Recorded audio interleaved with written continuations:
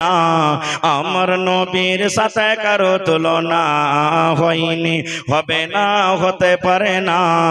আমার নবীর সাথে কারো তুলনা, হায়রে তুলনা তো দূরের কথা, ছায়াও মিলে না, হয়নি, হবে না, হতে পারে না। আমার নবীর সাথে কারো তুলনা হয়নি, হবে না, হতে পারে না। আমার নবীর সাথে কারো তুলনা। সকল নবী রাসূল ছিলেন খোদার দিওয়ানা, দু নয়নে দেখব খোদা ছিল তামান্না। আরে মোর নবীকে ডেকে নিলেন, আরে মোর নবীকে ডেকে নিলেন, দেখবে রব্বানা, হয়নি, হবে না, হতে পারে না। আমার নবীর সাথে কারো তুলনা হয়নি, হবে না, হতে পারে না। আমার নবীর সাথে কারো তুলনা। ইউসুফকে দেখে যারা আঙ্গুল কেটেছে, তারা কে আমার নবীর রূপ দেখেছে। ইউসুফকে দেখে যারা আঙ্গুল কেটেছে, তারা কি আমার নবীর রূপ দেখেছে?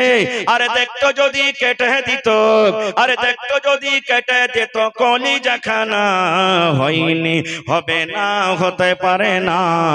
আমার নবীর সাথে কারো তুলনা হয়নি, হবে না, হতে পারে না।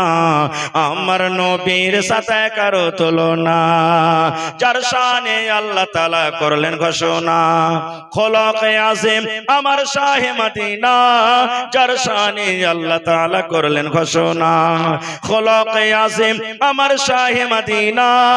মুসলমান নবী ছাড়া কিছুই মানে না, মুমিন কোরআন ছাড়া কিছুই বুঝে না। হয়নি, হবে না, হতে পারে না। আমার নবীর সাথে কারো তুলনা।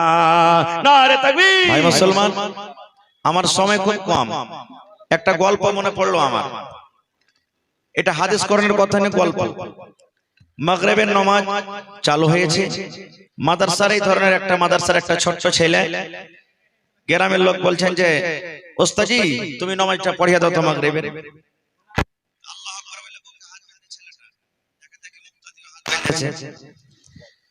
সূরা ফাতিহা পড়ার পর, মানে বায়াত বাণী পড়লেন, তারপরে সূরা ফাতিহা পড়লেন। সূরা ফাতিহা পড়ার পর ছেলেটা কিন্তু খাড়া আছে, কিছু পড়ে না, কিছুই পড়ে না, ছেলেটা খাড়া হয়ে আছে। মোটামুটি 2-4 মিনিট যখন হয়ে গেছে, তখন পিছন থেকে একটা মুক্তাদি হাগা থেকে যায়, ওস্তাজি তুমি দোসরা সূরা লাগাইবে না, জোড়া লাগাইবে না, তুমি খাড়িয়ে আছো, কতক্ষণ থাকবে, নামাজটাকে তো শেষ করো। তখন ছেলেটা বলছে, আজি ভাই কোন সূরা পড়বো আমি কিছু বুঝতে পারি না। বুঝে কেমন কথা? কইছে যে আমার এতটি সূরা মুখস্থি আছে যে কাকে খুশি করব আর কাকে দুঃখ দেব তা আমি বুঝতে পারি না। বলে কেমন কথা জি? বলছে যে যদি আমি সূরাতুন নাস পড়ি, যে সূরাতুল ফালাক কইছে কি দুশমনি করছে আমাকে পড়। সূরাতুল ফালাক যদি পড়তে যাচ্ছে তো সূরাতুল 3 বলছে আমাকে পড়। সূরাতুল 3 পড়ছি তো সূরাতুল ফিল বলছে আমাকে পড়। তো কোন সূরাটা পড়ব আর কাকে ছাড়বো বুঝতে পারি না। আজকে আমার সময় খুব শর্ট, 8 ঘন্টা, কি বলবো কি না বলবো কিছু বোঝা যায় না। তবে আমি আপনাদের সামনে কোরআনের 2 জায়গা থেকে 2খান আয়াত তেলাওয়াত করেছি নিয়ামত সম্পর্কে। নিয়ামত সম্পর্কে কিছু কথা বলবো। আল্লাহ তাবারাক ওয়া তাআলা কোরআনে বলছেন সুম্মা লাতুসআলুন্না ইয়াওমা ইযিন, তারপরে কি আছে কথা বলেন জি। আমি যতক্ষণ থাকবো মাঝে মাঝে কথা বলতে হবে আপনাদেরকে। এই আয়াতটা আমাদের মুখস্থ রয়েছে, নমাজে পড়ি, এমনি টাইমে পড়ি, যখন দরকার হয় পড়ি, লেকিন ওর জন্য পড়ি, রমজানে পড়ি, তারাবিতে পড়ি, বিভিন্ন জায়গাতে পড়ি। কিন্তু আয়াতটার তরজমা, আয়াতটার মতলব, আয়াতটার মানে কি আমরা সবাই জানি না, সবাই জানি না। যদি আমরা আয়াতটা বুঝে নিই, যদি আয়াতটা আমরা বুঝি এবং তারপর যদি আমল করি, ভাই মুসলমান আপনার জীবন কামিয়াব হয়ে যাবে। পড়েন ইনশাআল্লাহ তাআলা, জোরে পড়েন ইনশাআল্লাহ। বলবেন মাওলানা এই আয়াতটাতে কি ভরা আছে যে জীবন কামিয়াব হয়ে যাবে? জি, আখিরাত সুধরে যাবে, দুনিয়া ধন্য হয়ে যাবে আপনার আমার জন্য। আল্লাহ তাবারাক ওয়া তাআলা বলছেন, হে দুনিয়ার মানুষ, নিশ্চয়ই ইয়াকিনান অবশ্যই কিয়ামতের দিন প্রত্যেক নিয়ামত সম্পর্কে জিজ্ঞাসা করা হবে। কিয়ামতের দিন প্রত্যেক নিয়ামত সম্পর্কে আল্লাহ জিজ্ঞাসা করবেন, সওয়াল করবেন। এবার নিয়ামত কি আছে কত? আল্লাহ যে নিয়ামত সম্পর্কে আমাদেরকে জিজ্ঞাসা করবেন, আল্লাহর নিয়ামত কত আছে আল্লাহ তাআলা সেটাও করতে বলে দিয়েছেন। কি وَإِن تَعُدُّوا نِعْمَةَ اللَّهِ لَا تُحْصُوهَا। माइक में थोड़ा आवाज बढ़ाइए। আল্লাহ রাব্বুল আলামিন বলেন, হে দুনিয়ার মানুষ তোমরা শুনে নাও, আমি মানুষকে এত নিয়ামত দান করেছি, এত নিয়ামত দান করেছি। দুনিয়ার মানুষ রে, যদি তোমরা আমার নিয়ামত লিখতে শুরু করো, গণনা করতে শুরু করো, গুনতে গুনতে গুনতে গুনতে গুনতে গুনতে গুনতে গুনতে যদি গণনা করি চলে যাও, আল্লাহ বলেন বান্দারে আমি এত নিয়ামত দান করেছি রে বান্দা, এত নিয়ামত দিয়েছি, লা তুহসুহা, আমার নিয়ামত কিনে তোমরা শেষ করতে পারবে না। কে বলছেন এটা? আল্লাহ বলছেন আমার নিয়ামত লিখে তোমরা শেষ করতে পারবে না। যারা বৈজ্ঞানিক তারা বলছেন এই গোটা পৃথিবীটাকে 3 ভাগে ভাগ করা হয়েছে। কয় ভাগে ভাই? কথা বলেন, কয় ভাগে? 3 ভাগ। 3 ভাগের মধ্যে 2 ভাগে শুধু জল আছে, পানি, আর এক ভাগ হলো কি শুকনো, মানে শুখা আছে, তার ভিতরে ছোট ছোট বিলখাল নদী আছে। আপনারা জানেন যেখানে বুড়া বুজুর্গ যারা বসে আছেন, মোটামুটি 15 বছর 20 বছর আগে আপনারা যখন লেখাপড়া করেছিলেন, তখন এই বর্তমানে যে কলমে লিখছে, কলম ছিল? জোরে বলেন, কলম ছিল? আপনারা কি কলম করছেন? একটা কমচিকে, বাঁশকে, লকড়িকে, বাতিকে, পাটখড়িকে কাইটা কলম করতেন, একটু আগালখানটাকে ছুচিলা করে। আর এই যে রং দোকানে কিনা পাওয়া যায়, বিয়া শাদীতে যেগুলা মাখামাখি করে, এই রংগুলাকে গুলা গুলা কালি করেছিলেন নাকি?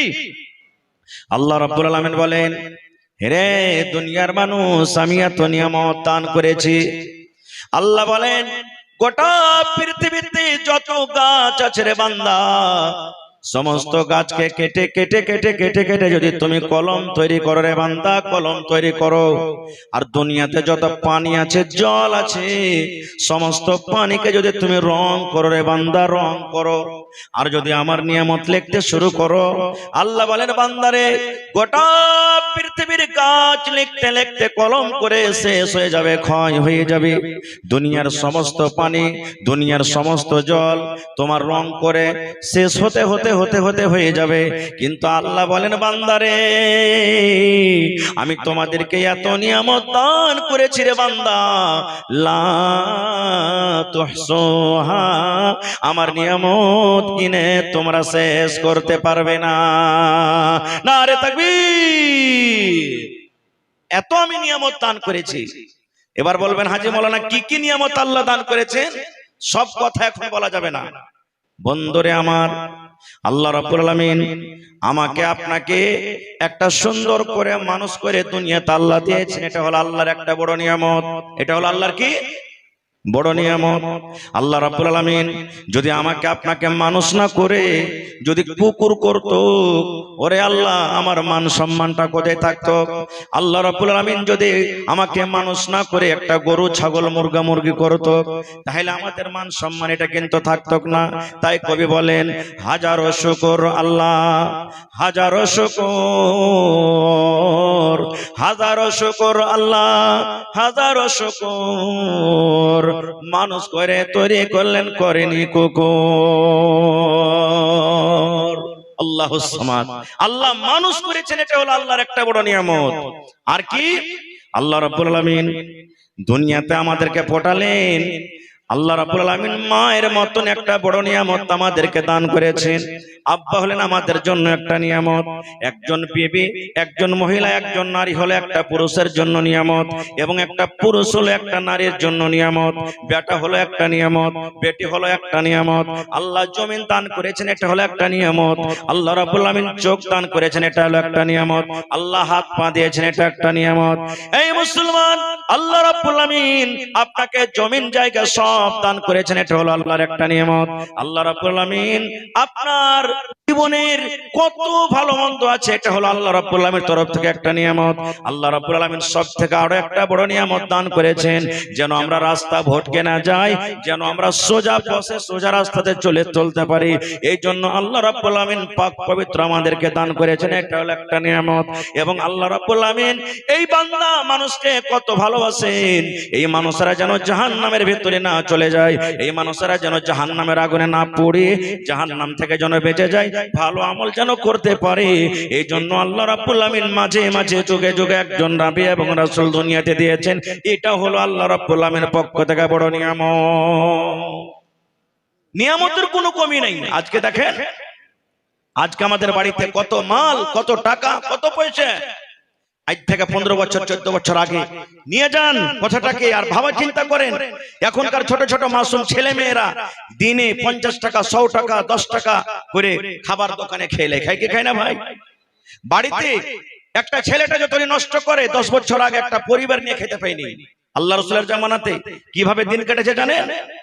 বুখারী শরীফের হাদিস, আল্লাহর নবীর স্ত্রী মা আয়েশা রাদিয়াল্লাহু তাআলা আনহা একদিন নিজের বোনের বেটাকে বলছেন, বহিন বেটা যাকে আমরা বলি, বেটা রে, নবীর বাড়িতে এক চাঁদ আমরা দেখলাম রে বেটা। পশ্চিম দিকে চাঁদ উঠে গেল, চাঁদ শেষ হতে হতে হতে হতে হতে ক্ষয় হয়ে গেল রে বেটা। আবার আমরা পশ্চিম দিকে দেখলাম চাঁদ উঠলো, ওই চাঁদটা শেষ হতে হতে হতে হতে হতে ক্ষয় হয়ে গেল রে বেটা। 2 চাঁদ মানে 60 দিন। আবার আমরা চাঁদ দেখতাম মানে 3 চাঁদ দেখে নিলাম, অর্থাৎ গোটা গোটা 2 মাস কেটে গেল। কিন্তু নবীর বাড়িতে আমরা রান্না বান্না করার জন্য কিছু আমরা পাইতাম না। নবীর বাড়িতে আমরা চুলা জ্বালতে পারতাম না। কেন পারতাম না? নবীর বাড়িতে খানা ছিল না। আল্লাহ রাসূল আমাদেরকে ভাতের ব্যবস্থা করতে পারতেন না, রুটির ব্যবস্থা করতে পারতেন না। আমরা নবীর বাড়িতে চুলা জ্বালবো বলে কিছু আমরা পেতাম না। কতদিন? 2 মাস পর্যন্ত। কথাটা যখন শুনলেন, মায়েশা বলছেন, আমার বোনের বেটা আমাকে বলছেন, আগে খালা, 2 মাস যদি বাড়িতে চুলা না জ্বলে, 2 মাস যদি বাড়িতে আখা না জ্বলে, তো কি খেয়ে তোরা দিন কাটতি? ওরে সুবহানাল্লাহ। মায়েশা বলেন, বেটা রে, আল আসওয়াদান, 2টা কালো কালো জিনিস খেয়ে আমরা দিন কাটতাম রে বেটা। 1 নম্বর কালো জিনিস হলো আত্মামার খাজুর। আমরা 1টা 2টা 3টা করে খাজুর ভাগে পেয়েছি। কবে ভাগে পেয়েছি, কবে পাইনি। যেদিন 1টা ভাগে পেয়েছি সেদিন চুষে চুষে খেয়েছি।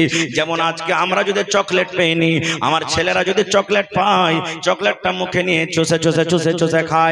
এই মতো মায়েশা বলেন, নবীর বাড়িতে ভাগে 1টা 2টা কবে খাজুর পেয়েছি, ওই খাজুরকে আমরা চকলেটের মতন চুষে চুষে চুষে চুষে চুষে আমরা খেয়েছি। এবং 2 নম্বরে আলমা পানি, ওপর থেকে 1 গ্লাস 2 গ্লাস করে আমরা পানি পান করেছি। এরকম করে করে করে করে আমরা দিন কাটিয়ে দিয়েছি। কিন্তু নবীর বাড়িতে 2 মাস পর্যন্ত কিছু রান্না বান্না করবো বলে চুলা জ্বলেনি। সুবহানাল্লাহ। দেখেন কত বড় নিয়ামত আল্লাহ তাবারাক ওয়া তাআলা আজকে আমাদেরকে দিয়েছেন, যে সকাল বেলাতে ফজর ওঠা পরে চা, 8টার সময়তে রুটি, দুপুরের সময়তে ভাত, বিকাল বেলাতে চা, রাতের বেলাতে আবার ভাত রুটি। আল্লাহুস সামাদ, খাওয়ার কোনো অভাব নেই। তাহলে ভাই দেখেন কত নিয়ামত দান দিয়েছেন আমাদেরকে। এই নিয়ামত সম্পর্কে আল্লাহ জিজ্ঞাসা করবেন কিয়ামতের দিন। একজন বুড়া মানুষ, 80 বছরকার বয়স, শরীর অসুস্থ, অক্সিজেনের অসুবিধা হয়ে গেছে, শ্বাস নিতে পারে না, বুকে ব্যথা। এবার তাড়াতাড়ি করে হসপিটাল তাকে নিয়ে যাওয়া হলো, হসপিটালে ভর্তি করা হলো, আইসিইউতে ভর্তি করা হলো। এমার্জেন্সি পেশেন্ট, শ্বাস নিতে পারে না। সকাল মানে সন্ধ্যা 6টার সময়তে ভর্তি করা হলো। এবারে ডাক্তার সাহেব এলাজ পানি শুরু করে দিলেন। ঠিক সকাল 6টা বাজতে বাজতে 12 ঘন্টাতে লোকটা ভালো হয়ে গেল। এবার ডাক্তার সাহেব তার ভাউচার, তার বিল কাটছেন কতটি? 15,000। 12 ঘন্টার ফিস কতটি ভাই? জোরে বলেন কতটি? 15,000। এবার 15,000 টাকার ভাউচার বিল দেখে ওই বুড়ার চোখ দিয়ে ঝরঝর ঝরঝর করে পানি ঝরতে শুরু হয়েছে। এবার বুড়া কিন্তু কাঁদতে শুরু করে দিয়েছে। ডাক্তার বলছেন, বাপজি কেন আপনি কাঁদেন? আপনার চোখে পানি কেন? বুড়া কিন্তু কিছু বলে না, শুধু চোখ দিয়ে পানি ঝরে কেঁদে চলে যায়। এবার ডাক্তার বুঝতে পারলেন, মনে হয় এই লোকটার কাছে টাকা নাই, এই বুড়ার কাছে পয়সা নাই, এর জন্য এই কাঁদছে, টাকাটা দিতে পারবে না বলা হয়। এইবারে ডাক্তার বলছেন বাপজি 15,000 টাকার ভাউচার হয়েছে, বিল হয়েছে, আমি আপনাকে 5,000 মাফ করে দিলাম, আপনি 10,000 টাকা আপনি দয়া করে আপনি আমাকে দিয়ে দেন। কিন্তু তাও কিছু বলেন না। 5,000 টাকা মাফ করার পরও তার চোখ দিয়ে ঝরঝর করে পানি ঝরছে, কেঁদে চলে যায়। এবার ডাক্তার মনে মনে ভাবলেন, আহারে এই 10,000 টাকা মনে হয় তার জন্য ভারী হয়েছে, এই 10,000 টাকা মনে হয় লোকটা দিতে পারবে না। বলছেন বাপজি আরো 5,000 টাকা আমি মাফ করে দিলাম, 5,000 টাকা আপনি আমাকে দিয়ে দেন। তাও কিন্তু সেই বুড়া কাঁদতে আছে, কিচ্ছু বলে না, চোখ দিয়ে ঝরঝর করে পানি ঝরছেন। এইবারে ডাক্তার বলছেন, ও আমার বাপজি, আরে আল্লাহর বান্দা, আমি 5,000 টাকাও তোমাকে মাফ করে দিলাম, আমি গোটা 15,000 মাফ করে দিলাম। যাও যাও যাও যাও, তুমি বাড়িতে চলে যাও। যেমন কথাটা বলা, এবার ওই 80 বছরকার বুড়া হাউমা করে চিৎকার করে করে আরো জোর করে কাঁদতে শুরু করে দিয়েছি। কান্না কিন্তু তার রোকে না, চোখের পানিতে সমস্ত দাড়ি গলা কিন্তু ভিজে যায়। এইবারে ডাক্তার তখন বলছেন, বাপজি আমি কিছু বলতে পারলাম না, আপনার 15,000 টাকার ভাউচার হয়েছে, 15,000 টাকার বিল হয়েছে, এবার 15,000 আমি একে একে করতে করতে আমি মাফ করে দিলাম। এখন তো আপনি খুশির সাথে বাড়ি যেতে পারেন, কারণ আপনি ভালো হয়ে গেছেন। তবে কেন কান্দেন, চোখ দিয়ে কেন পানি ঝরে? এইবারে বুড়া বলছেন, ডাক্তার এরে আল্লাহর বান্দা, আমি টাকার জন্য কান্দি না রে আল্লাহর বান্দা, টাকার জন্য কান্দি না। বলছে তবে কেন কান্দো? বলছে আল্লাহ রাব্বুল আলামিন আমাকে টাকা দিয়েছেন, আমাকে বাড়ি দিয়েছেন, আমাকে ঘর দিয়েছেন, 15,000 কেন রে? আজকে যদি আমার 1 লক্ষ টাকা ভাউচার হতে গেল আমি দিয়ে দেবো, আমার ক্ষমতা রাখি। এবার ডাক্তার বলছেন তাইলে কেন কান্দো? এবার ওই বুড়াটা বলছেন, ডাক্তার সাহেব এই জন্য আমি কান্দি, আজকে আমি আপনার হসপিটালে 12 ঘন্টা থাকলাম, আর 12 ঘন্টার ভিতরে আমার বিল হয়ে গেল 15,000 টাকা। আমার শুধু একটা শ্বাস লিবার পরে গেলাম হচ্ছিল, শ্বাস নিতে আমি পারছিলাম না, এই 15,000 টাকার বিল বানিয়ে দিলেন। এই ডাক্তার, আল্লাহ রাব্বুল আমিন কিয়ামতের দিন যদি আমাকে এই প্রশ্নটা করেন, বান্দা রে জীবনে তুই নামাজ পড়েছিলে কিনা, নামাজের হিসাবটা লিব না রে বান্দা, রোজা রেখেছিলে কিনা, রোজার হিসাবটা লিব না, দুনিয়াতে দান করেছিলে কিনা, দানের হিসাবটা নিব না, দুনিয়াতে হজ করেছিলে কিনা, হজের হিসাবটা লিব না, দুনিয়াতে মদ পান করেছিলে কি ছেড়েছিলে তার হিসাবটা লিব না, দুনিয়াতে কিভাবে তুই জুয়ার আড্ডাতে নিজের টাইমটাকে কাটালছিস, কি তুই আল্লাহ বিল্লাহ করে দিনটাকে কাটালছিস, এর হিসাবটা লিব না। আল্লাহ যদি একটাই আমাকে প্রশ্ন করে, বান্দারে যেদিন থেকে তুই মায়ের পেট থেকে দুনিয়াতে এসেছিস, আমি আল্লাহ তোকে 80 বছর জীবন দিয়েছিলাম রে বান্দা, এই 80 বছর জীবনে যদি তুমি একটাই আমাকে হিসাব দিতে পারো, শুধু শ্বাসের হিসাব, যে শ্বাস নিয়ে তুমি দুনিয়াতে চলাফেরা করেছিলে, আল্লাহর দেওয়া অক্সিজেনে তুমি দুনিয়াতে চলাফেরা করেছিলে, এই 80 বছরকার অক্সিজেনের হিসাবটা তুমি আমাকে দিয়ে দাও। এবার বলছেন ডাক্তার আপনার 12 ঘন্টার